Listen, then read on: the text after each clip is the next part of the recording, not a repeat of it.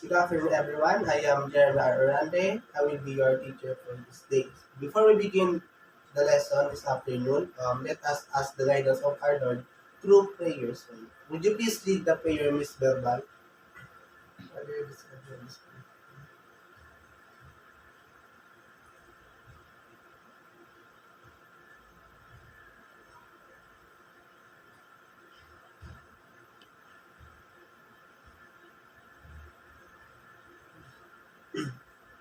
So, thank you, Miss Verbal. So, good afternoon, class. So, how is your day?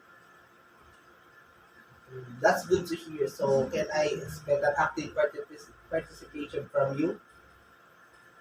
That's good. That's good to hear. Also, so, can you please arrange your chairs and make sure to pick up the trashes under your chair and table. And after that, please go back to your seat quietly. So, Miss Secretary, is there anyone not around today? So, thank you. That's good to hear. Let us start our lesson. So, before we start our lesson, let's recall what we have yesterday. So, what is our topic yesterday? Anyone? So, yes, Mr. Jake. Very good, Mr. Jake. So for today, we will expand our knowledge about cells. So I have a question for all of you. Can a motorcycle function if the other tire is flat? No. So can a television function without electricity?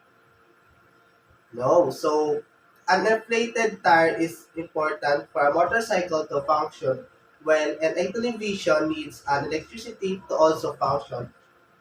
Am I right? So our topic for today is about cell. But before we started our lesson, let's have an activity.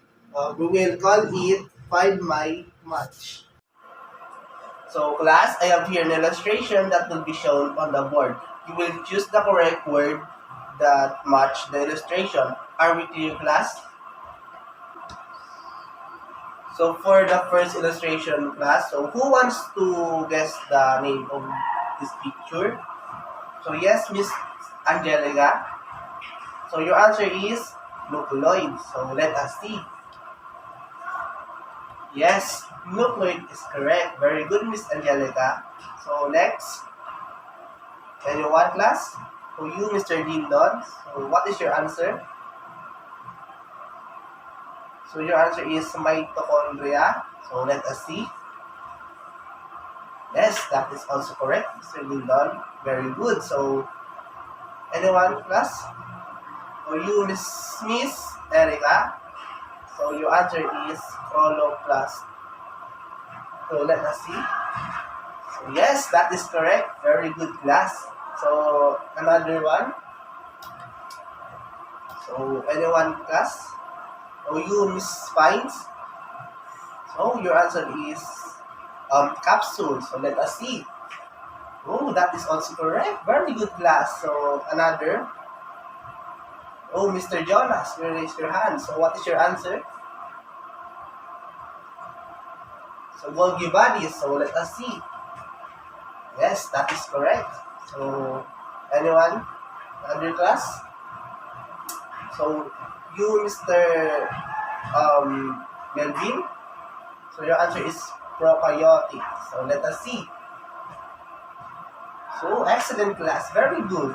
So in the last, anyone class? So you, Miss Janice. So your answer is eukaryotic. So let us see. Yes, that is correct. Eukaryotic cells. So very good class. So class, as you can see on the board, our activity was all about the types of cells and some of its parts. For today's lesson, we will tackle about the difference with the types of cells and its parts and function. So we will also tackle the importance of the parts of the cell.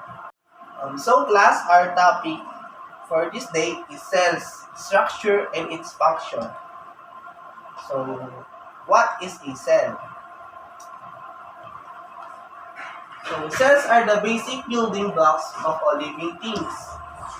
Cells also contain the body's hereditary materials and can make copies of themselves.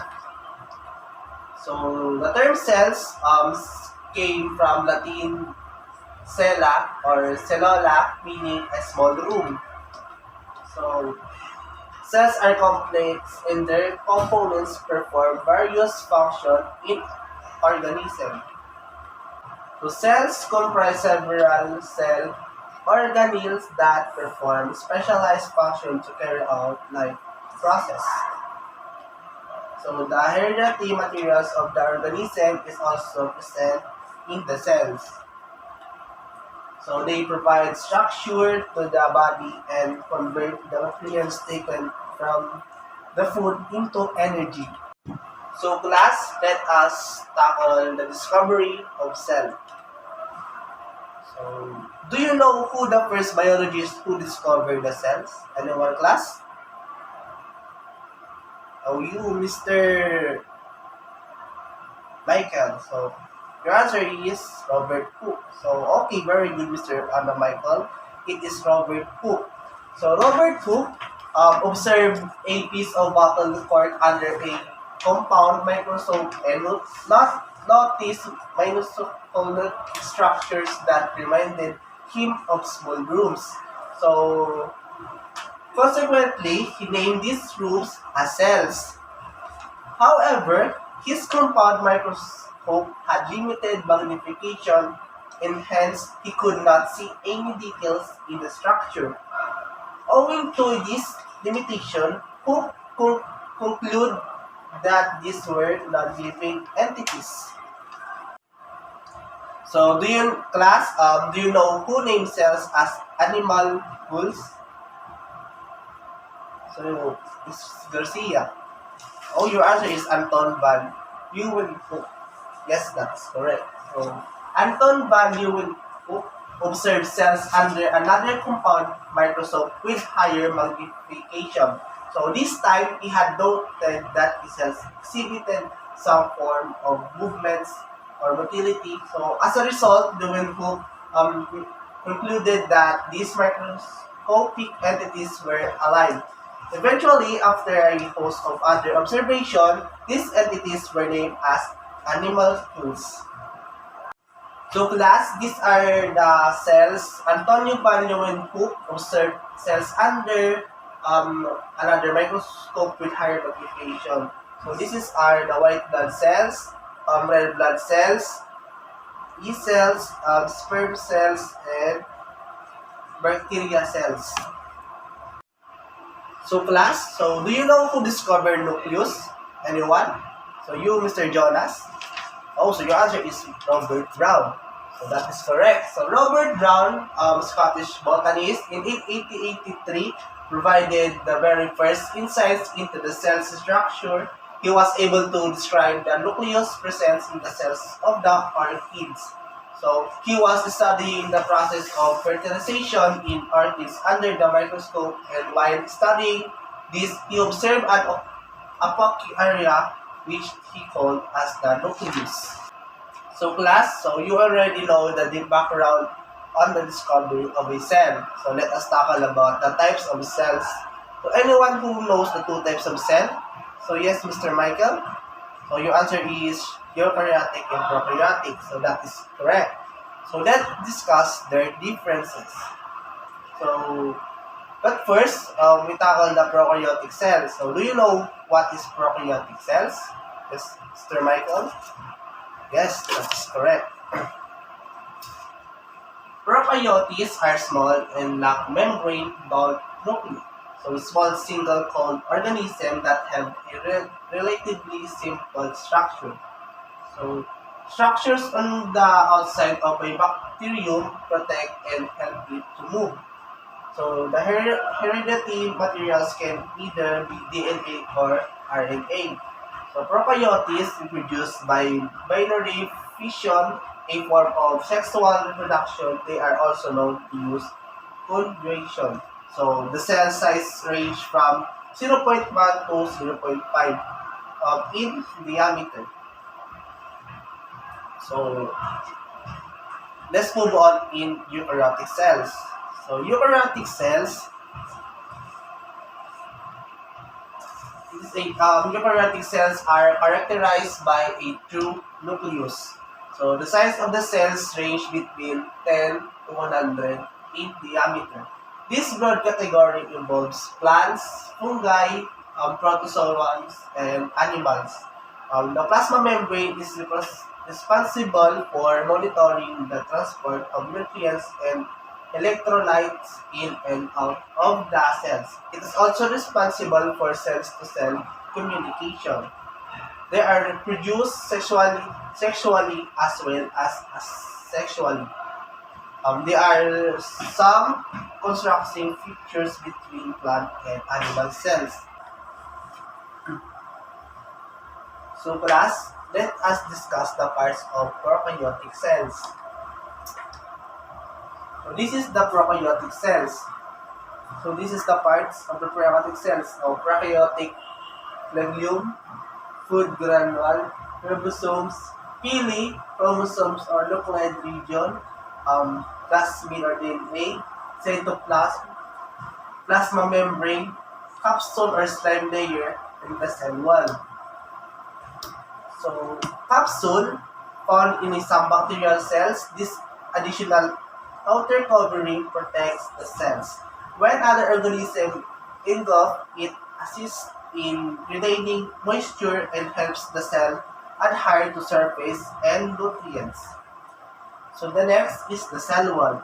The cell wall is an outer covering that protects the bacterial cells and gives it shape. So the next is cytoplasm. Cytoplasm is a gel-like substance composed of water that also contains atomized salts, cells, components, and various organic molecules. So the next is cell membrane. Or the plasma membrane. So the cell's membrane surrounds the cell's cytoplasm and regulates the flow of substances in and out of the cell. So the next is the pili or the pilus. So hair-like structures on the surface of the cells that attach to another bacterial cells. Shorter pili called membrane help bacteria attach to surfaces. So the next class is the flagella. Flagella are long wing-like protrusions that aid in circular locomotion. So the next is the ribosomes. So ribosomes are cell structures responsible for protein production. The next is the plasmid. So plasmids are the gene-carrying circular DNA structure that are not involved with production. Next is the food granule. So it stores the cell's energy reserves as well as the other important metabolites. So class, we are done discussing the parts of the prokaryotic cells. So let's move on to the eukaryotic cells. So class, the first part is the cell wall. So the outer layer of cell provides support and protects the plant cells only in the plant cell. So the next is the nucleus. So a cell's information center, the cell's nucleus is the most conspicuous organelle found in a eukaryotic cell. It houses the cell's chromosomes and is the place where all DNA replication and RNA synthesis transcription occur. The next class is the nucleolus. The nucleus is a spherical structure found in the cell's nucleus whose primary function consists in ribosomal RNA or RNA transcription, RNA processing, and the ribosomes. So the next class is the endoplasmic reticulum or the ER.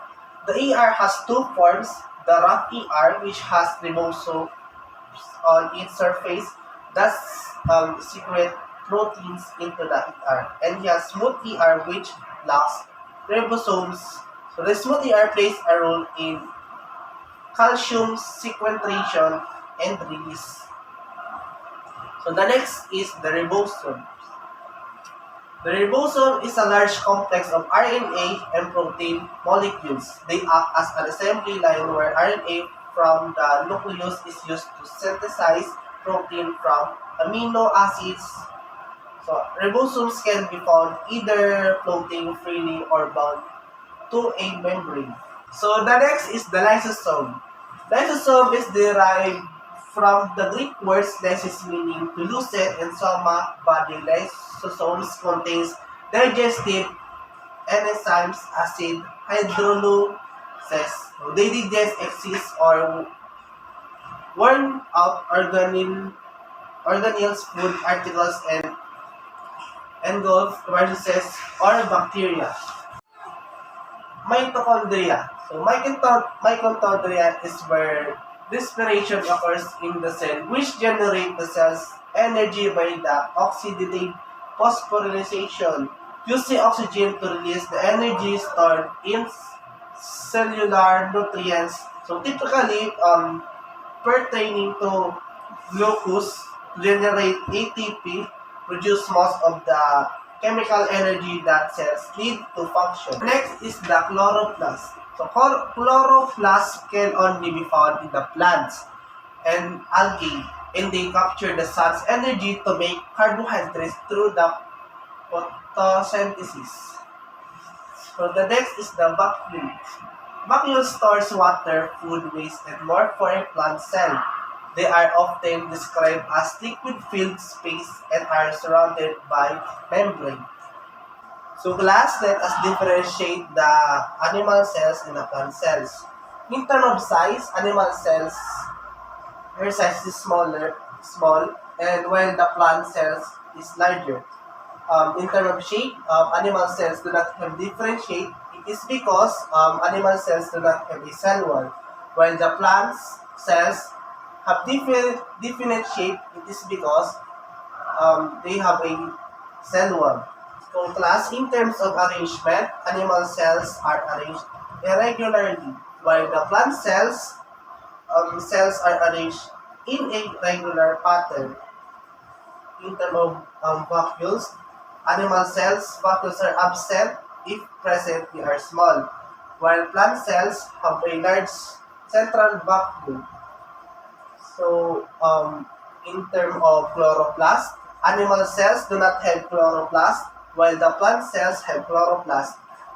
Lysosomes, animal cells have lysosomes, while plant cells do not have lysosomes. Okay, class, we are done discussing the eukaryotic cells and prokaryotic cells. So, based on our discussion, let us fill in this Venn diagram to further understand our topic.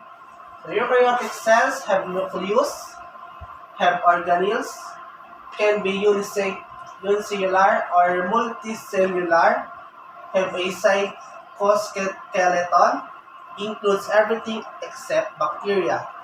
While prokaryotic cells don't have nucleus, small and simple, all are unicellular, have capsules, all cells have cell wall, all are bacteria.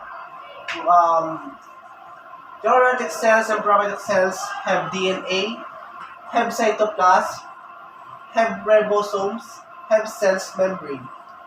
So next, let us differentiate the plants and animal cells. Plant cells have cell wall, have chloroplast, have definite shape, have large central vacuole, nucleus is pushed on side of the cell. While animal cells don't have a cell wall, don't have a chloroplast, have indefinite shape, have small vacuoles, nucleus is at the center, have lysosomes. So animal cells have centrioles. Plants and animal cells have nucleus, have mitochondria, have cell membrane, have cytoplasm, have Golgi apparatus, have ribosomes. That's all for today, class. Before we end our lesson, I will give you a homework.